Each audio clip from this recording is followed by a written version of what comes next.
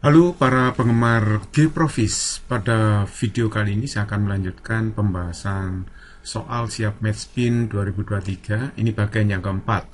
Nomor 1, sebuah bola berjari-jari R dan beratnya 6 Newton ditahan seutas tali dengan panjang L dan bersandar pada dinding vertikal licin. Jika perbandingan gaya tegang tali dan gaya normal di titik B adalah 2:1, maka gaya tegang tali adalah berapa? Oke, kita jawab ya. Ini saya gambar dulu gaya-gaya yang bekerja pada bola. Jadi bola ini bersandar pada dinding vertikal yang licin. Di sini ada tekanan dinding pada bola ini berupa gaya normal ya, saya sebut N besar. Kemudian bola ini juga punya berat, titik beratnya di tengah-tengah, dianggap bola ini mungkin. Titik berat benda arahnya ke bawah ya. Nah terus kemudian di sini ada tegangan tali, saya gambar seperti ini. Jadi tegangan tali yang bekerja pada bola yang arahnya miring ke atas itu ya. Sedangkan yang miring ke bawah itu bekerja pada titik A. Oke, nah yang kita tinjau itu adalah kesetimbangan bola ini ya. Yang ditanyakan adalah nanti gaya tegang tali. Gaya tegang tali itu berarti T besar ini ya. Nah perhatikan baik-baik bahwa bola ini kan dikenai hanya 3 gaya. Normal, W, sama T aja ya. Nah saya memindahkan vektornya dulu. W saya pindah ke sini ya, arahnya ke bawah. Memindahkan vektor itu boleh, asalkan besarnya sama, arahnya juga sama. Normal bidang saya pindahkan sini ya, tegak lurus dengan W. Sedangkan T itu yang miring, saya pindahkan sini. Berarti ini akan membentuk vektor siklis ya, W, N, T. Membentuk vektor siklis, poligon seperti ini. Kalau vektornya mutar seperti ini menunjukkan bahwa bola ini dalam keadaan setimbang. Karena menurut teori vektor poligon, jika ada vektor arahnya memutar seperti ini, jika dijumlahkan, jumlah gaya-gaya ini pasti sama dengan 0. Artinya benda ini dalam keadaan setimbang. Nah sekarang perhatikan dalam soal itu yang diketahui kan perbandingan gaya tegang tali T dengan gaya normal. N yaitu 2 dibanding 1. Nah berarti N-nya itu adalah setengah tegangan tali ya. Nah ini kalau kita lihat segitiga siku-siku ini ya, dengan sisi miringnya T, maka akan berlaku T kuadrat sama dengan W kuadrat plus N kuadrat. Tapi N-nya itu setengah T. Saya masukkan di sini ya, setengah T kuadrat berarti ini W kuadrat plus 1/4 T kuadrat. Jadi T kuadrat dikurangi 1/4 T kuadrat, 3/4 T kuadrat sama dengan W kuadrat. Berarti T kuadrat sama dengan 4/3 W kuadrat. Nah, saya masukkan aja W-nya kan 6 Newton, berat dari bolanya 6 Newton, T-nya berarti saya akar ini. Akar 4 adalah 2, akar 3 ya akar 3, 6 kuadrat di akar 6. Jadi ini 12 per akar 3, hasilnya berarti 4 akar 3 Newton. Itulah gaya tegang tali yang ditanyakan. Jadi jawabannya kalau begitu yang benar adalah B. Nomor 2, tongkat homogen bermasa M dan panjang L diletakkan pada dinding miring licin yang sedang tegak lurus dalam keadaan setimbang. Berapakah perbandingan gaya tekan dinding pada ujung batang di titik B dan A? Oke, kita jawab. Saya gambar dulu gaya-gayanya. Pada titik A itu ada gaya normal NA tegak lurus bidang miring. Di B itu ada gaya NB ya, tegak lurus bidang miring. Ini NB ya. Nah, terus kemudian anggaplah batang ini mungkin sehingga titik beratnya di tengah-tengah, arah berat selalu ke bawah. Nah sekarang saya buat garis seperti ini ya. Garis yang ini sejajar dengan bidang miring yang ini ya. Terus kemudian yang garis ini sejajar dengan bidang miring yang ke arah kanan ini.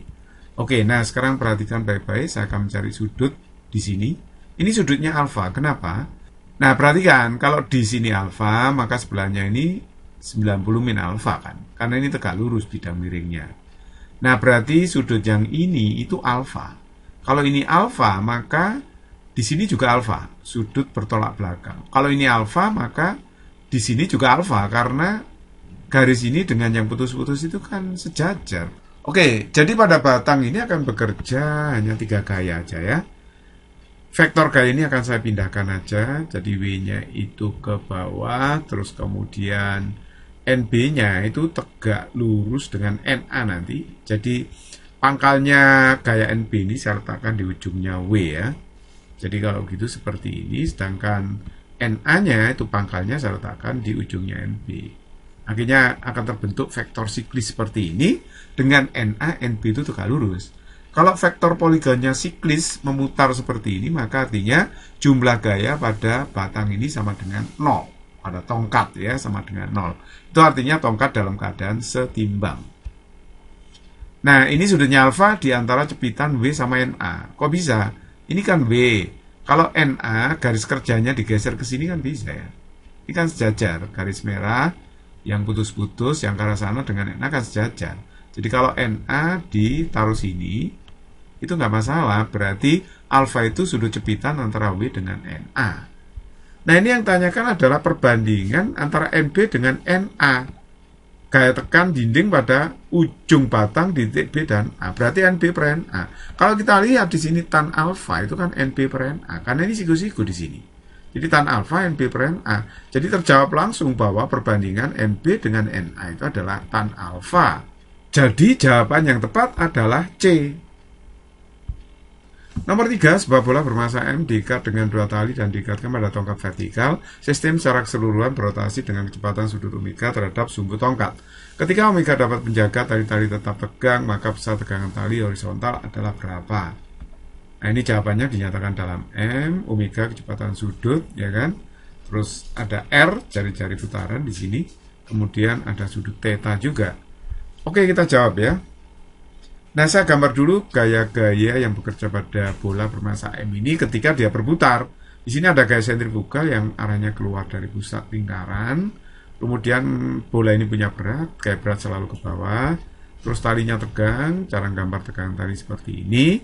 Yang tali miring ini tegangannya saya namakan T1 ya. Nah, terus ini juga tegang yang horizontal talinya, saya namakan T2 tegangannya. Oke ya. Terus kemudian ini saya buat garis putus-putus ya. Kalau ini theta, maka ini pun theta, sama ya kan, karena sudut dalam perseberangan. Nah, karena benda ini bergerak melingkar dengan jari-jari tetap pada lintasannya, maka otomatis akan berlaku jumlah gaya yang sejajar sumbu X sama dengan 0. Sejajar sumbu X itu yang arah horizontal maksudnya. Kalau sejajar sumbu Y ke arah vertikal.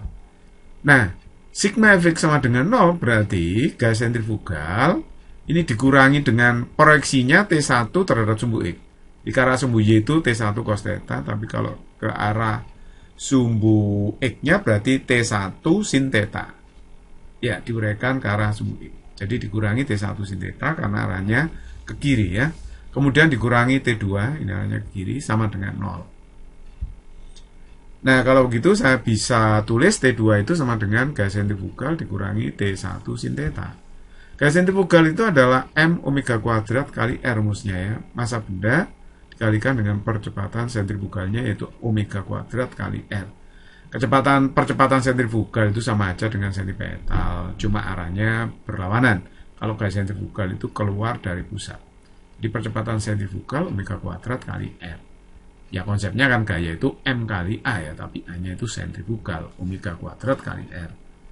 Oke. Ini saya sebut persamaan 1. Nah, terus kemudian sigma Y juga 0 karena benda ini tetap pada bidang datar, tidak naik tidak turun, jadi setimbang ke arah vertikal ya. Jadi sigma Y-nya 0. Nah, sigma Y 0 berarti ini ada uraian T1 ke arah Y, T1 cos theta dikurangi W harus sama dengan 0. Nah, berarti T1 sama dengan W per cos theta. Nah, atau saya uraikan W-nya MG per cos theta, ini saya namakan persamaan 2. Oke, saya hapus dulu, saya seret ke atas. Nah, perhatikan persamaan 1 tadi ya, T2 sama dengan M omega kuadrat R. Nah, T1-nya ini saya ganti MG per cos. MG per cos theta, dikalikan dengan sin theta. Akhirnya saya dapatkan M omega kuadrat kali R, di MG sin per cos itu tan. Akhirnya kita dapatkan tegangan tali T2 yang mendatar itu adalah seperti ini. Jadi di sini jawaban yang tepat adalah A. Basic is very easy and fun.